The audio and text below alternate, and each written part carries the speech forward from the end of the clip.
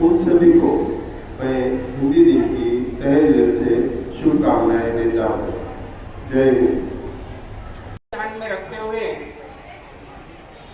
सभी नेताओं ने विचार विमर्श करके संविधान निर्माण का कार्य शुरू किया। संविधान निर्माण के कार्य की शुरुआत के समय विविध विषय सामने आए, विविध विषयों पर बहस होने लगी कि देश की कौन कौन सी ऐसी बातें हैं, ऐसे विषय हैं जिन पर कानून का गठन होना चाहिए, कानून बनना चाहिए।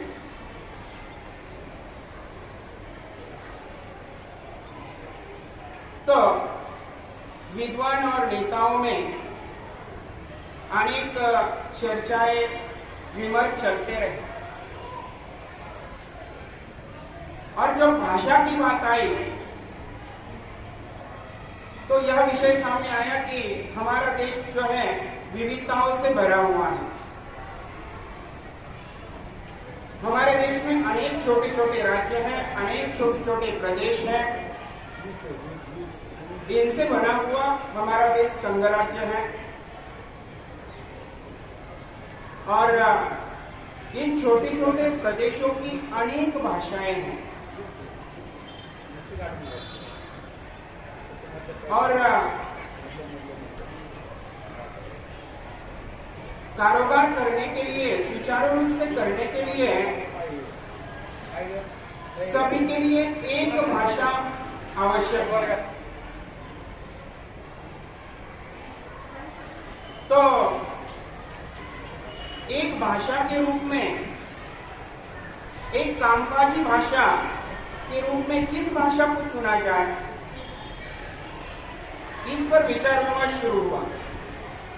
कई प्रदेशों के विद्वान नेताओं से बातचीत शुरू हुई। बातचीत के दौरान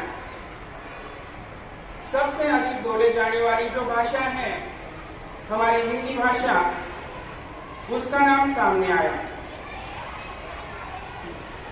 और 1917-18 में गुजरात में एक सम्मेलन हुआ था, भाषा सम्मेलन। उसमें महात्मा गांधी जी ने विचार व्यक्त किए थे कि हमारे देश के लिए एक भाषा होनी चाहिए और वह भाषा हर देशवासियों की दिल की भाषा होनी चाहिए, हर देशवासियों के मन की भाषा, जनमानस की भाषा होनी चाहिए। तो उस समय उन्होंने हिंदी भाषा का जिक्र किया था और संविधान बनाते समय भी विद्वान और नेताओं ने इस विषय को आगे बढ़ाया और 14 सितंबर 1949 को हमारी प्रिय हिंदी भाषा को राजभाषा के रूप में दर्जा दिया गया। संविधान के अध्याय 17 अनुच्छेद 343(1) में यह प्रावधान किया गया कि हमारे देश की राजभाषा और राष्ट्रभाषा हिंदी रहे और तब से फिर उसके बाद 26 जनवरी 1950 को संविधान कार्यान्वित हुआ, संविधान लागू हुआ और उसके बाद हिंदी भाषा में अधिक से अधिक देश का कारोबार चलने लगा। बाद में कुछ विचार सामने आए कि हिंदी भाषा का विकास और उन्नति होनी चाहिए। कई राज्य जो हैं हमारे जो हिंदी भाषी थे उसमें दक्षिण भारत के राज्य वे हिंदी भाषा को विरोध कर रहे थे। वे कहते थे कि उनकी क्षेत्रीय जो भाषाएं हैं, उनके राज्य की जो भाषाएं हैं,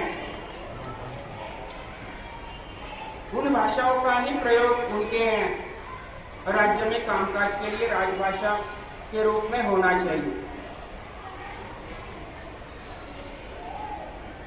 फिर कई दिनों तक विचार विमर्श चलता रहा और उसके बाद हिंदी भाषा को ही राजभाषा और राजभाषा का दर्जा बना रहा। उसके बाद हिंदी भाषा का प्रचार और प्रसार करने के लिए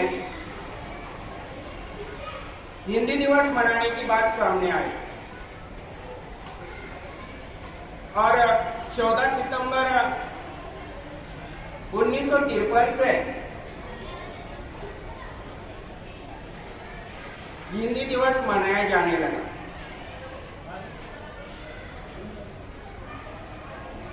तो उस समय से हर साल हर सरकारी कार्यालय में, हर स्कूल में, कॉलेज में, विश्वविद्यालयों में, हर शिक्षा संस्थानों में हिंदी दिवस मनाया जाता है।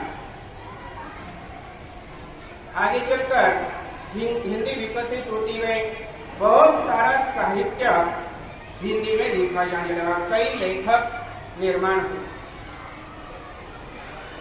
आज हम आजादी का अमृत महोत्सव मना रहे हैं।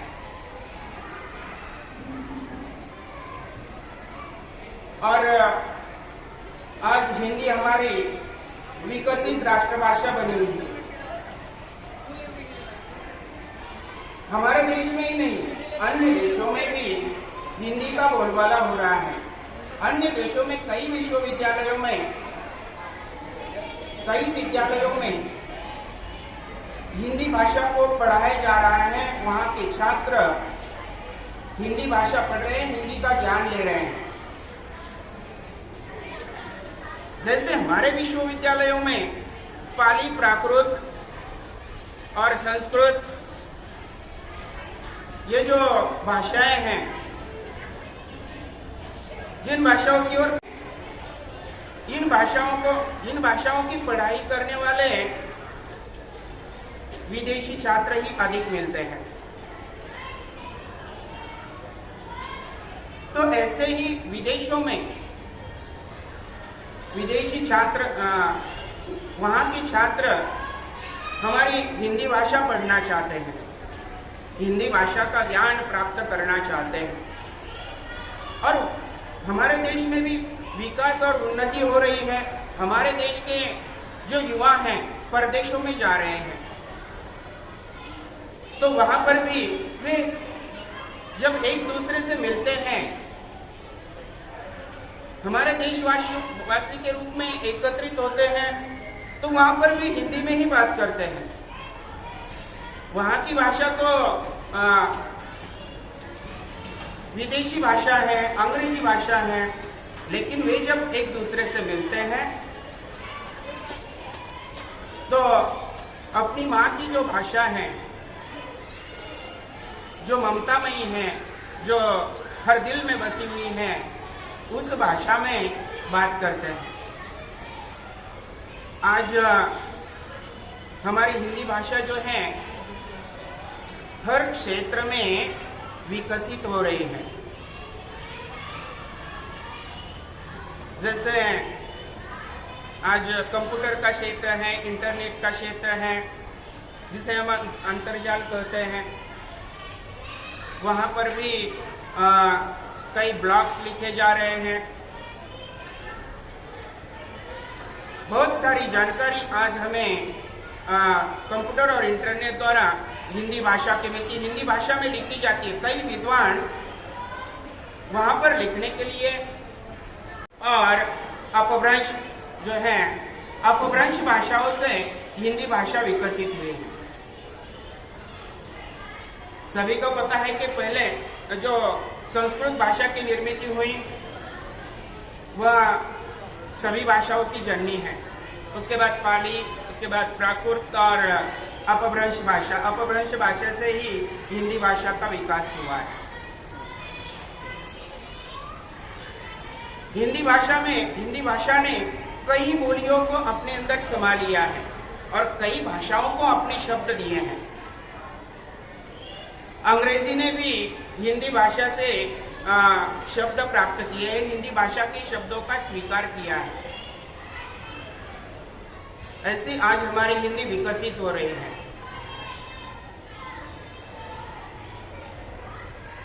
हिंदी भाषा का अगर इतिहास बताना है तो वह कैसे बताया जाएगा? विद्वानों का इस पर भी विचार विमर्श हुआ। समझ करके हिंदी भाषा का जो इतिहास है उसे विविध कालों में विभाजित किया है। तो लगभग मैंने बताया कि उसे 1000 वर्ष की परंपरा है। तो वह काल विभाजन इस प्रकार का है। ईस्वी सन 1050 से 1375 इस काल को आदिकाल नाम दिया है, हिंदी साहित्य का आदिकाल।